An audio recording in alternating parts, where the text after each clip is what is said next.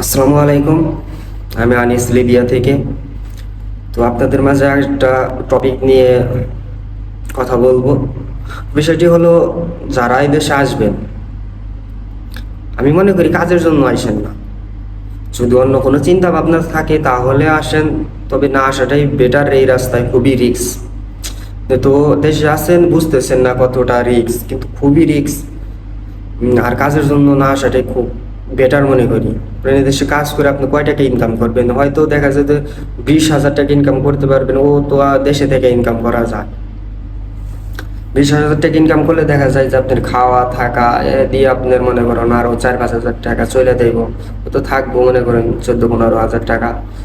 তো মনে করেন যে দেশে 14-15 হাজার টাকা কাজ করে দেশে পাঠাইবেন, হুট করে একদিন ধরা খাইলেন, পুলিশে ধরলো, তখন মনে করেন যে আরেক সমস্যা। আর মাফিয়া ধরলে তো কথাই নাই। মাফিয়া ধরলে তো 20 লাখ, 15 লাখ। বেনগাজিয়া একটু কম, ত্রিপুলি বেশি, মনে করেন যে 15-10 এইরকম নিতেছে। তো মাফিয়া ধরলে তো কোনো ছাড় নাই, খুব সমস্যা। তো আমাদের এই জায়গায় একটা ভাই ছিল, নাম নামটা মনে আসতেছে না। তো যাই হোক, ও গেমের উদ্দেশ্য আপনার ত্রিপুলি গিয়েছিল। ত্রিপুলে যাওয়ার পর গেম দিয়েছিল, 2-3 মাস থাকার পর গেম দিয়েছিল একটা, কন্ট্যাক্ট করে গেছিল দালালের মাধ্যমে। তো গেম দেওয়ার পর ধরা খাইছে। ভোটটা ধরা খাওয়ার পর পুলিশে ধরছে। ধরার পর ওই লোকটারে মাফিয়ার কাছে বেচা ফেলানোর পর তারপরে আপনার মাফিয়ার কাছে আছে অনেক দিন যাবত। তো অনেক মারধর করছে। তো মাফিয়া আবার মনে করেন বাড়িতে ফোন দিয়ে 25 লক্ষ টাকা দাবি করতেছে।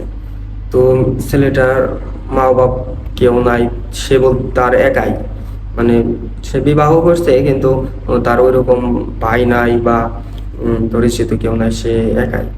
তো তার কাছে 25 লক্ষ টাকা দাবি করতেছে। তো এখন সে 25 লক্ষ টাকা দিবে কোথায় থেকে? তার মানে পারিবারিক অবস্থা খুবই খারাপ।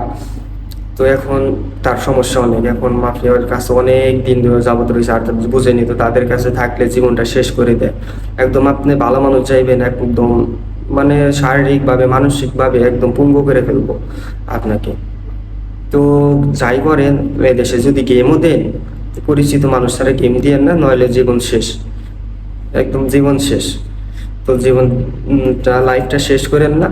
জীবনেরও মূল্য আছে। যাই করেন নিজের বুদ্ধিতে নিজের জ্ঞান দিয়ে কইরেন, অন্যের একটা মিষ্টি মিষ্টি কথায় পা দিয়েন না।